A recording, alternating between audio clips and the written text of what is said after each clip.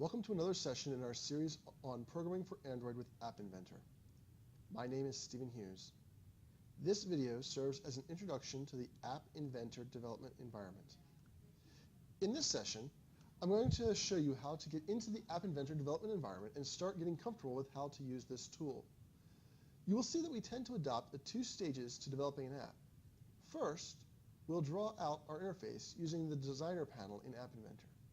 Basically, we're creating the objects that our app needs. Secondly, we'll switch over to the block editor, where we describe the behavior of these objects. I'm going to do this in the context of a very simple app called Hello App Inventor. Now, if you've ever done any programming before, you'll probably have written a program called Hello World. This is the same basic idea. It's just a simple program to show that we can produce some output with our program. To get started, we'll need to launch a browser and open the following URL, ai2.appinventor.mit.edu. I strongly recommend that you use Chrome. Firefox is another good browser choice.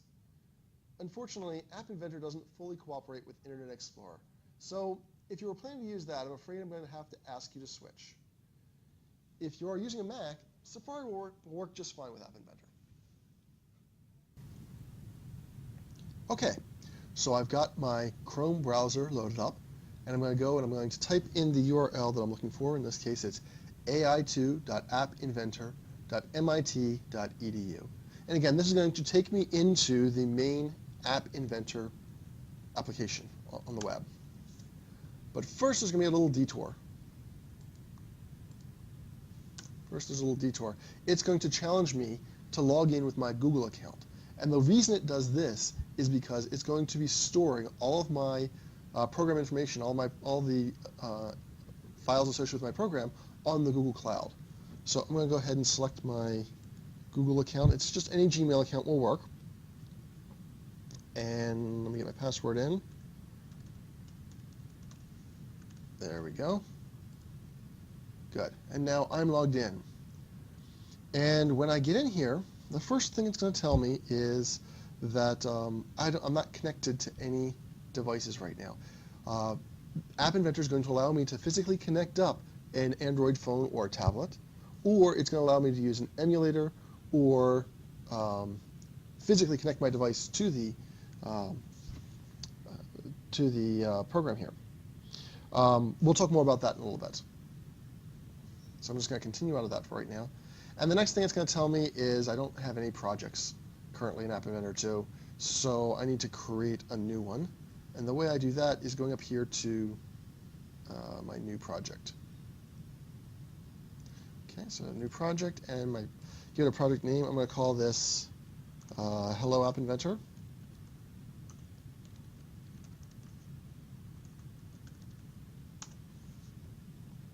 Okay, and this is my project list now, and it's going to take me into my main screen here for App Inventor. What I'd like you to observe is that the screen is divided mostly into four parts. There's a palette section, there's a viewer section, there's a components section, and a properties. And the way this works is my palette over here contains a collection of user interface components that I may want to appear on my screen. The viewer, well, that resembles a mobile device screen. And over here is my components. This is going to list off for me all of the specific user interface components that I've added to my screen currently. And the properties is going to be related to the specific components. Let me show you how this works. So I'm going to take a button, and I'm going to drag it onto my screen. Right? And we see that now this button has an instance associated with it over here in the components. This button is highlighted, and it's in screen 1. Its name is button 1. And then over here, since button 1 is highlighted, I'm listing off properties for the particular button that's selected. And let me go ahead and add a label as well. Right? So there's all sorts of different kinds of graphical user interface components that I might add to my screen at any given time. So I've got a button and I've got some text. They're on my screen. Here's the specific ones I'm working with. And let's say, for button 1, I'm going to click on that one, and notice over here in my components that's highlighted now. And I don't really want to say text for button 1 anymore.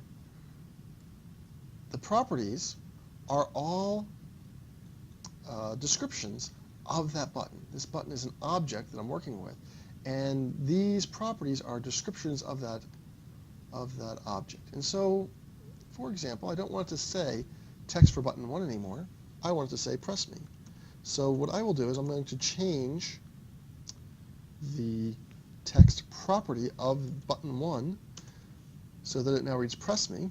And if you'll notice up here on my screen, properties changed. The appearance of the button has changed. Okay? So the properties, a lot of them deal with the appearance of the components that I'm working with.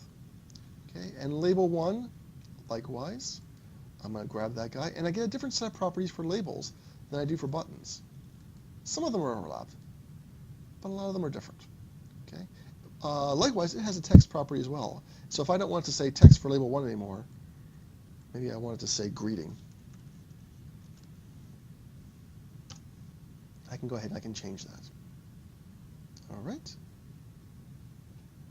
So what I've got now is a very simple user interface. And again, I can define what I want my user interface to look like by dragging components onto the screen, selecting them in the components tray here, and then adjusting their properties.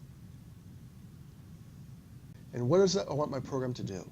When the button is pushed, I want to change the label to say, Hello App Inventor. I'm going to change the text property of the label. Okay? So the way I've described that is an important computer science concept. It's called event-driven programming. I'm listening for an event to happen. The program doesn't do anything until it hears an event. The event that it hears is that the button is pushed. When that occurs, I'm going to react to it. Right? And so I'm going to write some code that reacts to certain events that occur. Okay? Something else that's important about the way I described this is I'm looking at my interface and I'm going to articulate in natural language the way I want my program to behave. If you can do that, you've gone a long way towards starting to think about how to program the behavior of the app. Okay, so where do I specify that I should listen for that button to be pressed? To do that, I'm actually going to use a new section called the block editor. Right? I talk about this idea of two-phase development. The first phase is in the designer phase. That's where I lay out my screen. The block editor is where I lay out my behaviors.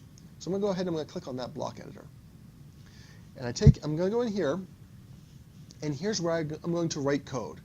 Now, I don't write code in the traditional sense where I'm going to have a series of text-based commands. App Inventor uses a graphical programming model. That means the way I'm going to program is I'm going to put together puzzle pieces to help me out. Okay?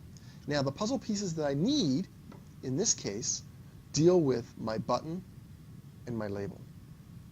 Okay? So, what was I said I wanted to do now? When the button is pushed. So let me find a puzzle piece that deals with when the button is pushed. Oh, look here, it's this first one. When button 1 is clicked. Yeah, that's what I want. So I'm going to take that puzzle piece and I'm going to drag it out into the screen. And what did I want to do? When button 1 is clicked, I wanted to work with label 1. And I wanted to set its text property. Hey, look at this. There's the piece I need. Okay. And what is it I want to do? I want to set that text to something. What does I want to set the text to? Well, I wanted to say, hello App Inventor. Right? Literally, always, I wanted to say, hello App Inventor. So what I'm going to do is I'm going to click in this viewer area, and I'm going to type the text that I want to appear. Quote, hello App Inventor. I'm putting the quotes there because I always want to say it. I'm almost quoting the program. And when I press enter, I get a new puzzle piece, which conveniently fits right in there. So you can almost look at this code and make sense of it. When button 1 is clicked, set the label 1 text to Hello App Inventor. And that's all there is to it. All right, so I said that's it, but that's not really true, is it? Because I still need to be able to run my program, right? Here's the code that describes the behavior of my app, and out here I've got my interface, but if I push this button right now, still nothing happens. Right? What I need to do is I need a place to run this app. To do that, I'm going to connect a device to my browser. If I go here to the Connect menu, I've got 3 different options I can do. I can connect via the AI Companion, which is a Wi-Fi connection. I can set up an emulator, which is going to run a simulation on my computer of a mobile device, or I can connect a device directly to my computer via USB cable. Now, by far the best way to do this is the AI Companion, is the Wi-Fi connection. In order to do this, though, you need to make sure that you have a phone or tablet that can connect to Wi-Fi, and that your computer is connected to the same network. Preferably also that wireless network. Okay, so I'm going to talk about these in a little bit more detail in another video, but for right now, let's just go ahead and launch this AI Companion. And you can see what it gives me here is a QR code, which is encoding this 6-digit code. And this is the connection code that your phone needs in order to connect. The other thing your phone needs is it needs to be running an app. And here's some instructions on how to get that app installed on your mobile device. You can see over here on my device, I've got this app, and I'm going to go ahead and launch it up. You can see it's asking me for that code. I can either scan the QR code or I can type it in manually. Let's see, what is it? TQDFAZ.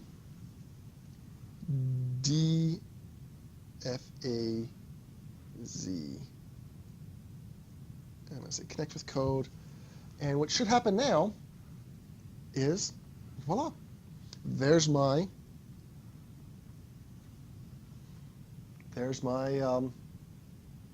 app running on the phone.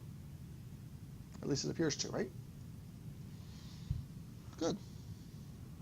So this works too. If I push the button right now, we'll see that my label changes to the message that I gave it, Hello App Inventor.